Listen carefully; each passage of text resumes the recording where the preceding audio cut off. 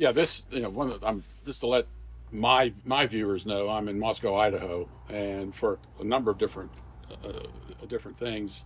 And while here, to take the chance of sitting down and talking with you, and it kind of worked out well considering some of the controversies, a new controversy that you've been involved in. Controversy of the month. That might make a good book title as well. And it really fits into my wheelhouse because of going back over the years, and worldview stuff has always been out there. Right. And I'm thinking, Francis Schaeffer talked Christian Worldview, but Right. yet Francis Schaeffer, most people don't even talk about him much anymore. Right. And growing up, when I was in seminary, Reformed Theological Seminary with Greg Bonson, worldview stuff again, and Right. there was controversy concerning that, and we may get into some of that a little bit. And worldview talk is essentially cheap, but when somebody starts engaging the culture with it, things change dramatically. Correct. And this has happened to you. And one of the first places I wanted to go with that is you were interviewed by CNN, Mm-hmm. and there have been some responses, one of them by Russell Moore, Right. and that particular response was pretty heavy. Right. But before this, I remember during the COVID crisis, you were doing worldview things publicly, and Right. your church had taken a stance on some things. Right. Just talk about that a little bit and what the response was from this community, because you're in I guess, relatively liberal college town community. Yeah. And you're taking a stand here and doing things within that community. Pull your worldview into what your response was to the COVID crisis. Sure. The worldview application was basically this: when our city council puts lockdown, masking, some of the draconian measures, and this would include worship. So we were worshiping in person and not requiring masks, and we're just making that deliberate choice. That was controversial. A photo of our worship service was taken from offline and put on the front page of the newspaper. And then the city council passed an ordinance that extended the COVID restrictions, which we thought was unnecessary. And ironically, in the ordinance they passed, they had a carve out for political protests and religious assemblies. So we for many years we've had public psalm sings, Christmas carol sings in Friendship Square at Christmas time, and public psalm sings, and so we've done that for years.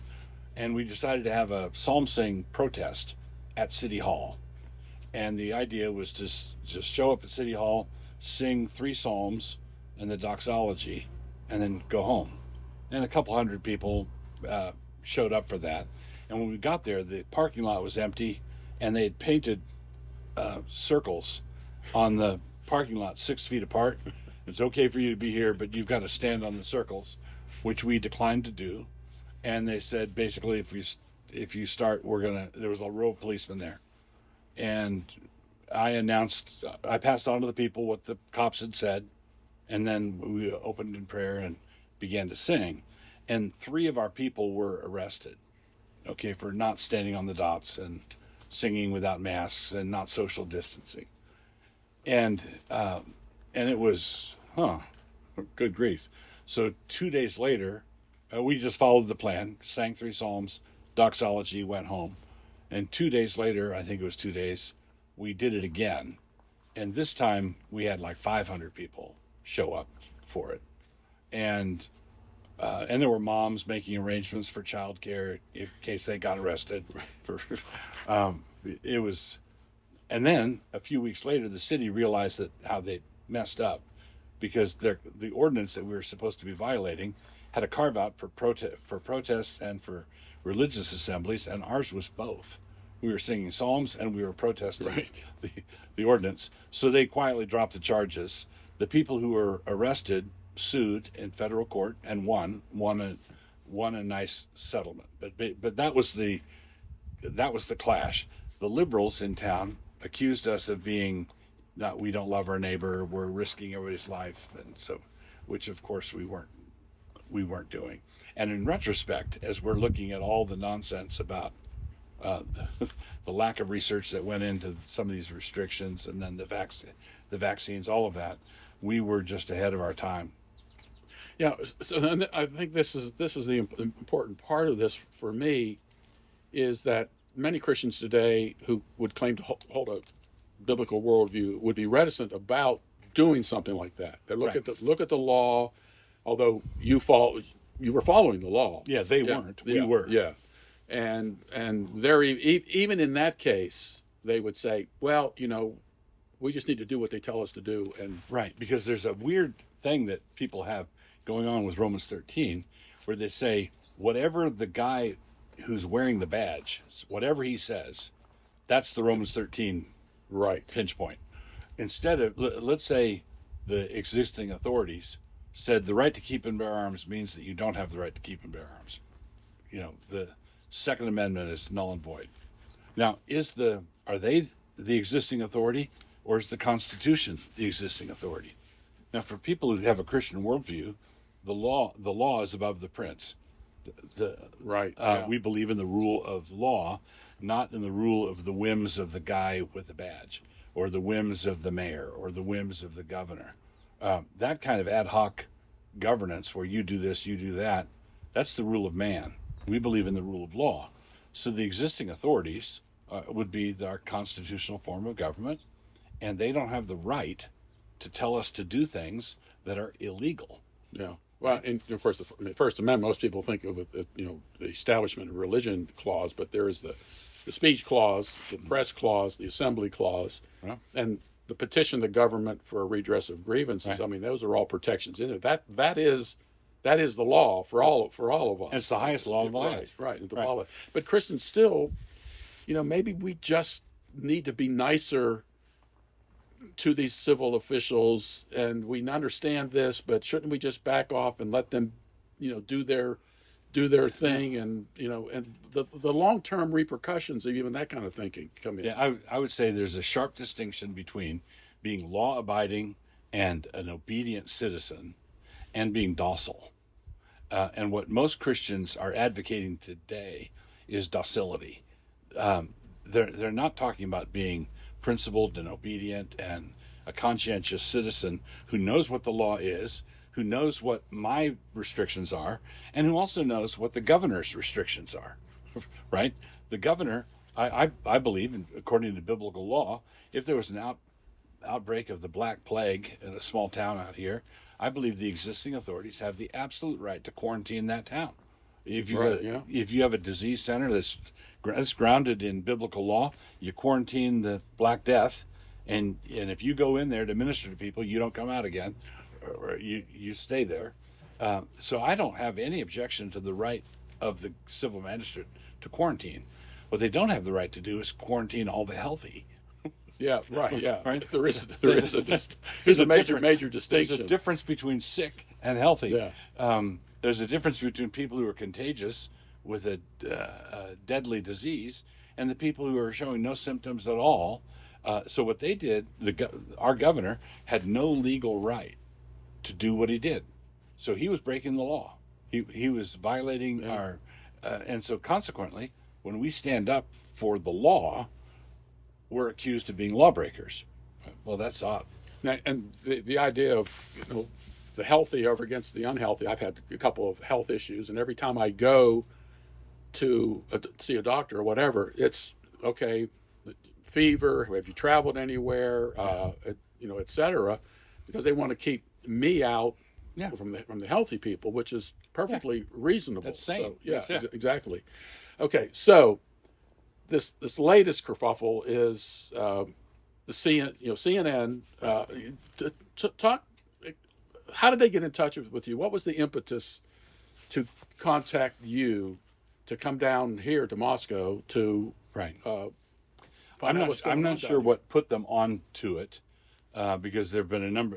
Associated Press has been here, Politico. There was a Politico story on us. Is this recently or within the last year? Okay. So Politico, the AP story hasn't dropped yet.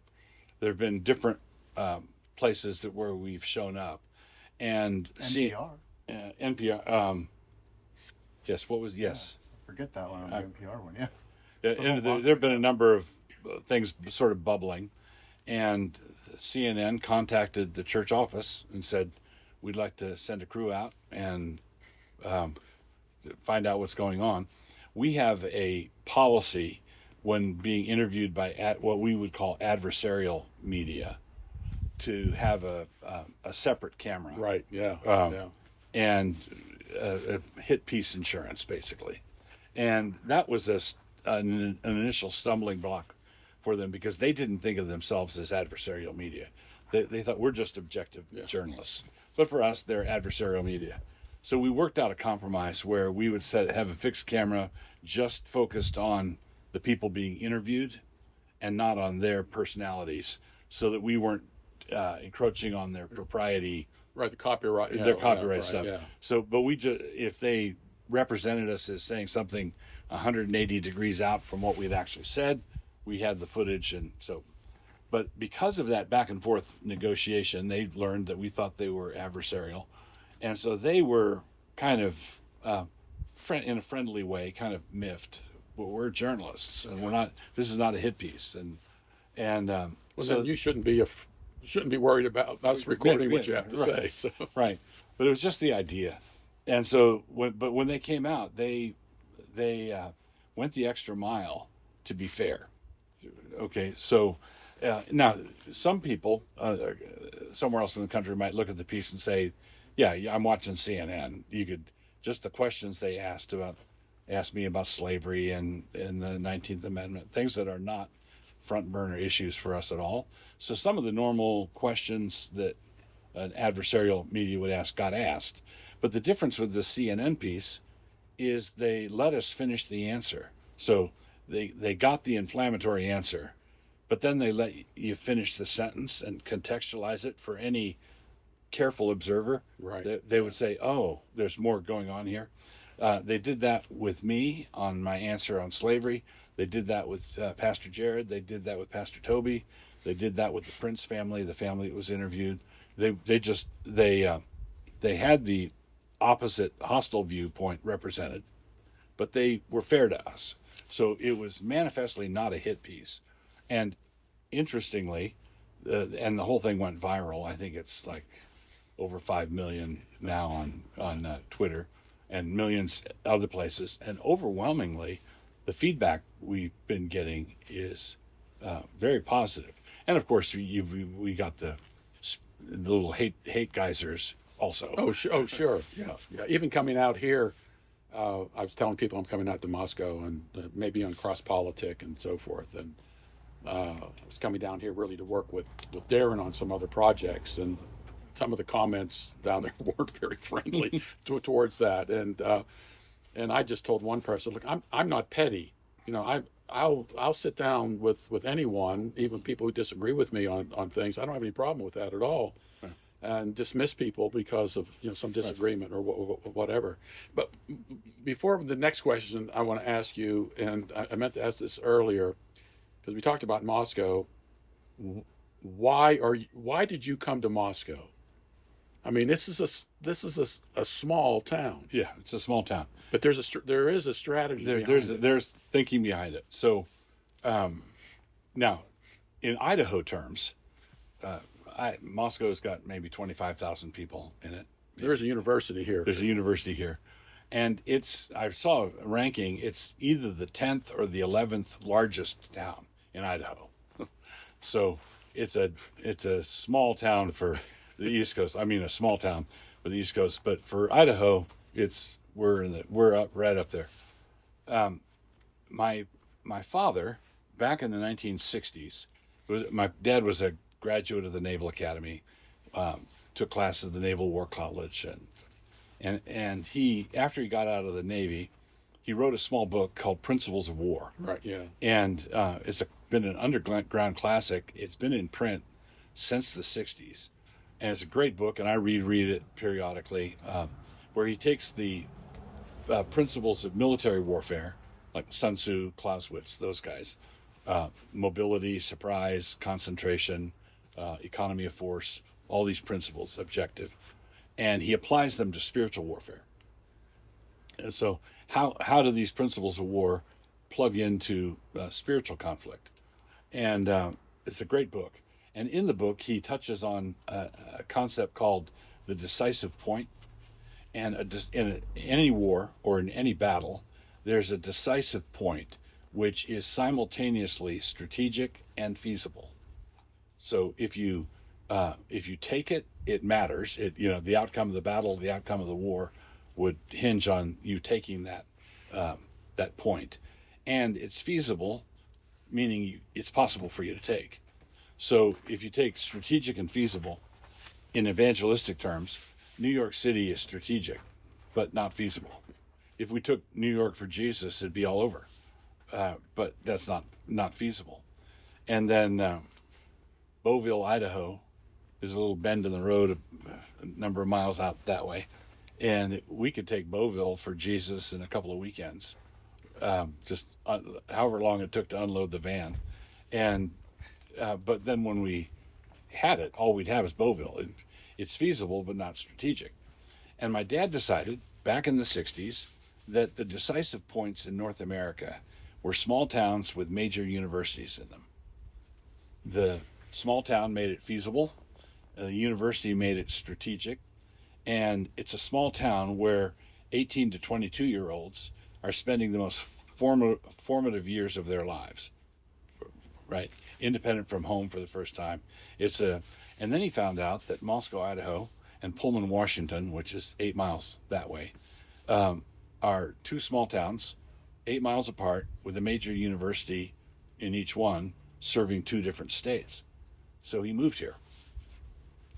So I graduated from high school, and they sold everything and packed up and moved out. I had joined the Navy, so I helped him move here. I was here for a few months, and then I went in the Navy. That was 1971, and then in 75 I got out of the Navy, and I thought I'll just go to school at the University of Idaho, catch up with my folks, and then go on to do what I was going to do. But got married early on, started having kids. The roots went down really quickly. We started Logos School, and the church developed. Things started to percolate. But basically, everything that's going on in Moscow, Idaho, is downstream from my dad's decision. So everything could be evaluated in terms of bang for the buck. What can you, or disproportionate results. So what we do in Moscow has a disproportionate impact, and it resonates at places like CNN. Really? Right? Why? If we were in the middle of Los Angeles, it'd be like we There's get just another pastor here doing some things, and other people are involved and all that. But you come to a town like this, and you walk. We were walking down the street, the main street last night. You're bumping into people, your friends. Yeah. I bumped into your son and his wife, and then we go to a restaurant, and you're meeting people, come up and you're shaking hands and so forth. And I had a friend who it's a community. It's a community. I had a friend who had a little game with himself. This was a number of years ago too. He'd stop his car at the intersection, and he wouldn't go until he saw someone from the church. and I'm going back to the 60s. I mean, this took, from then to CNN and what else has been happening. Mm-hmm. You really have to have a long-term commitment to something like this. Yeah, it's not a convenience store reformation. It's been decades in the building, but we're now our people. We've got a number of churches here now, and our people are now about 10% of the population, and it's a significant minority. And you were right. Moscow is a liberal town. Idaho is a very conservative state, but 2 inches deep. It's not. It's sort of autopilot conservatism, but a very, very red state. And Moscow always took pride in being a very, very blue dot in the middle of this red state. And the blue dot is gradually turning purple. And it's not turning purple the way things usually turn purple, which is the other way. Californians moving to Houston. Yeah. It's going purple the other way, which is very disconcerting to the paleo hippies who had 1.2 children, and our people are having 4, 5, 6 kids, and we're now at the point where about 35% of all the school-age children in Moscow are receiving a conservative Christian education.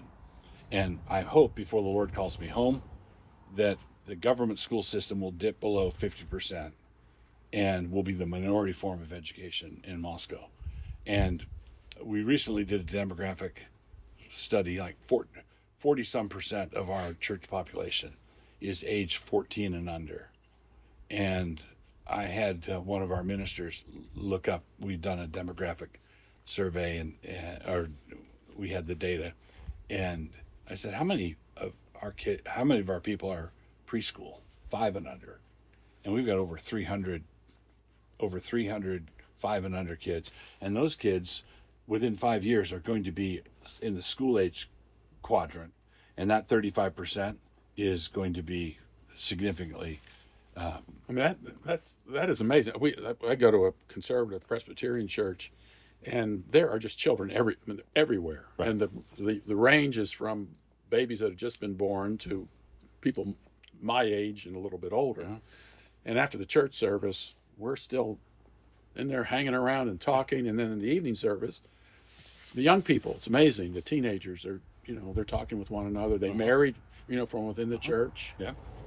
And lots of children. What that is, you look at the teeming young people. That's applied eschatology. People who have no faith in the future. Why have kids? Yeah. And if you believe the future is a thing, if you believe the promises of God, you can. Well, the meek are going to inherit the earth. Okay, now the response, and you mentioned a lot of the positive responses. One of the negative responses was from Russell Moore. Yes, and I was shocked. It's one thing to disagree with somebody and give reasons for the disagreement, but some of the vitriol and the language was just way over the top for somebody in Russell Moore's position. And it just strikes me that he sees the implications of what you're doing here, and not forcibly on anybody. This isn't you coming in here taking over the government. We're going to force you all to do all this stuff.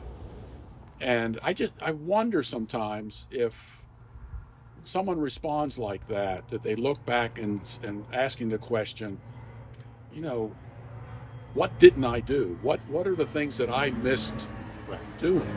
The thing that, if I get your question, the thing that Russell Moore, if he's asking what did we miss, his whole thing was we need to move from moral majority thinking to prophetic minority.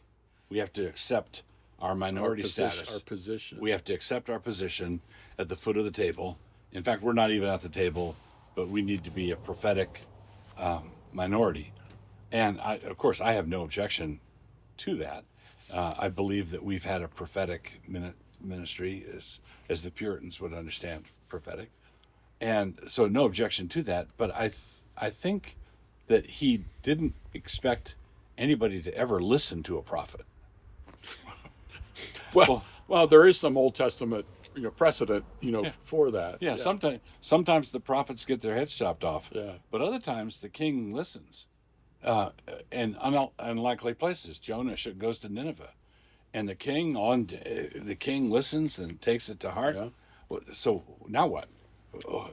So a lot of what I would call the tame prophets, they are like a dog chasing a fire truck. They don't know what to do if they catch it. The fire truck stops, and what do we do? So you prophesy to the king, and the king says, "Oh, you're right. I need to love mercy and do justice and walk with humility. How do I do that? They've got no grid for that. And have you gotten a response back from him? I know you responded to it in one podcast. I responded to it in a blog post. David Bahnsen wrote a very thoughtful, heartfelt piece saying Russell Moore was way out of line. In David Bahnsen's piece, he offered to host a meeting, any representative of CT and us, and of course we'd be right there.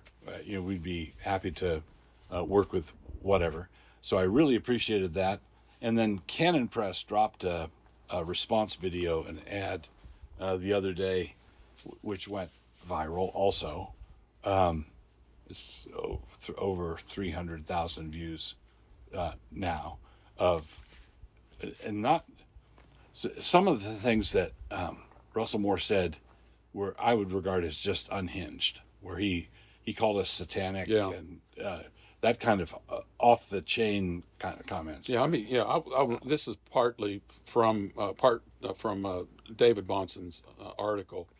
He says, I found Russell Moore's comments on the Christianity Today Bulletin podcast absolutely outrageous, like stunningly rude, belligerent, unfair, false, defamatory, and unhelpful. And on that last objective, I want to be clear, they were extremely unhelpful to the cause of Russell Moore.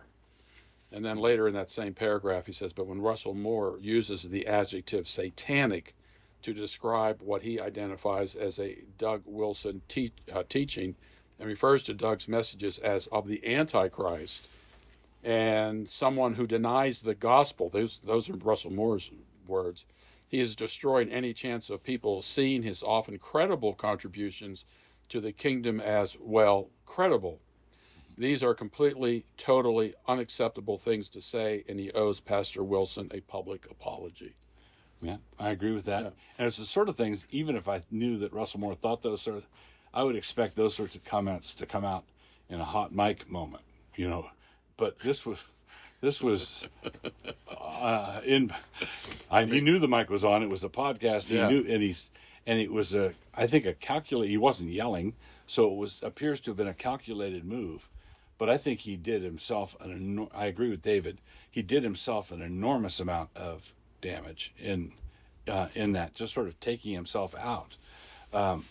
Now, what the Canon Press ad did is it didn't reference those attacks at all. It just went after the fact that he called the young men who listened to us losers. Yeah, losers. And they paired it up with Tom Petty's song, Even a Loser Gets Lucky Sometimes. It was a very well done video, and we've gotten enormous positive feedback from that ad. And it was just simply, okay, how did Russell Moore manage to sideline himself the way he did? Well, that's they say the proof of the pudding is in the eating. Russell Moore, hey, come down here. Mm-hmm. Look for yourself. Walk around the community. Come to the school. Come to a worship service. Yeah, and we've made this offer to Russell Moore and people in that whole orbit. We've made that offer repeatedly, over and over again, and we've told the people, look, come here. We'll do it with cameras. We'll do it without cameras. We'll do it with microphones. We'll smuggle you in, smuggle you out. Nobody needs to know that you were here. We'll travel to meet with you behind closed doors. We'll do it publicly. We're happy to do that. But I think that some of the, and I'll just put this under the heading of Big Eva, or what used to be Big Eva. Big Eva isn't Big Eva anymore. COVID did it in. So the conference circuit, the high profile celebrity conference circuit thing is not a thing anymore. It doesn't have the authority in the evangelical world that it used to have. So Big Eva and former Big Eva has been really reluctant to talk with us. And they're the kind of people who think that we ought to talk with Hamas. Yeah, But yeah. not with Moscow. The social media side of things, of course, has changed everything as well. You can get a message out, well, immediately.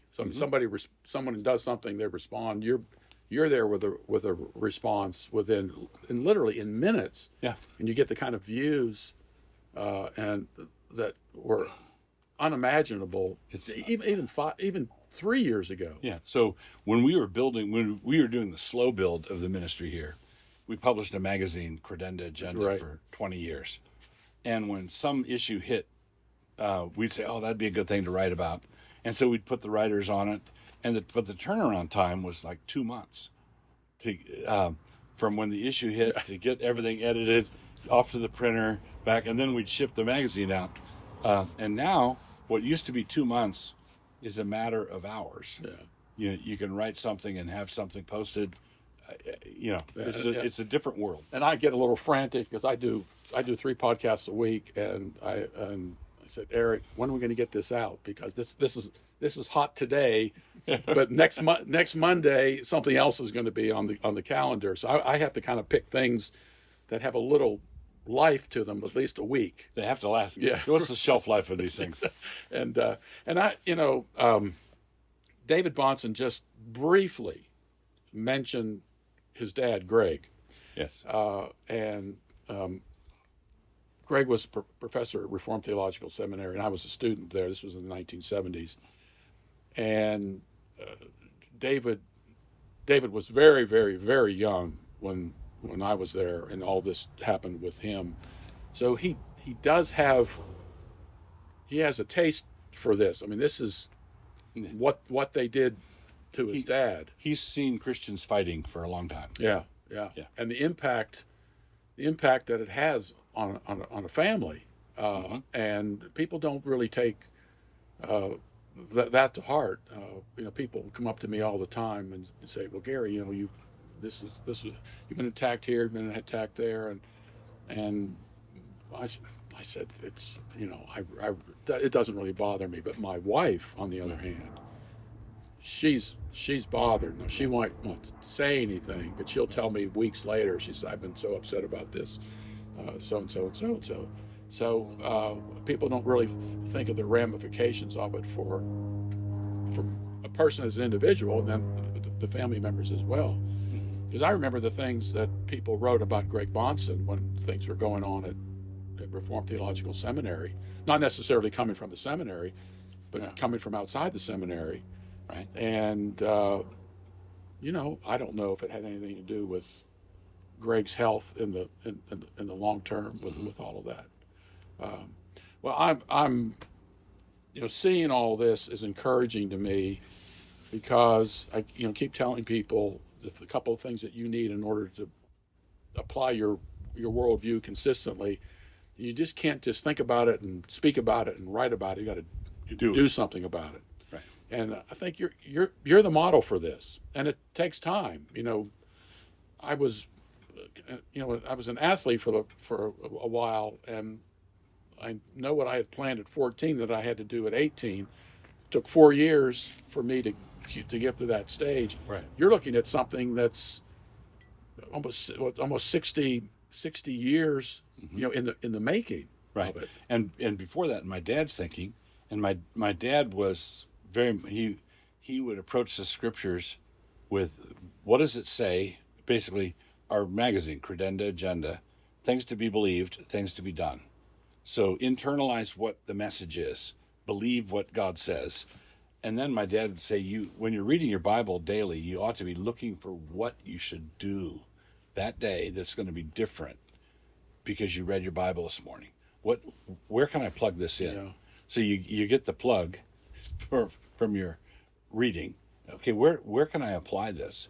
And this is one of the big Achilles heels, one of the big lacks in contemporary Reformed evangelicalism, and that is an allergy, a deep allergy to application. Yeah. So application is thought to be legalism or binding consciences or whatever. But the Puritans didn't think that way. And the Puritans had a big difference, because they would lay out the doctrine in the first half of the sermon, And then they would turn to application. What must we do given these truths? How must we act? And that's the way the book of Ephesians is. First 3 chapters, there's nothing to do. It's just the only thing you can do with the first 3 chapters is believe it or don't believe it. And then the hinge of the book is gar, the word gar, therefore. Therefore. Yeah. And then the last 3 chapters, husbands, love your wives. Wives, submit to your husbands. Children, obey your parents. Slaves, honor your masters.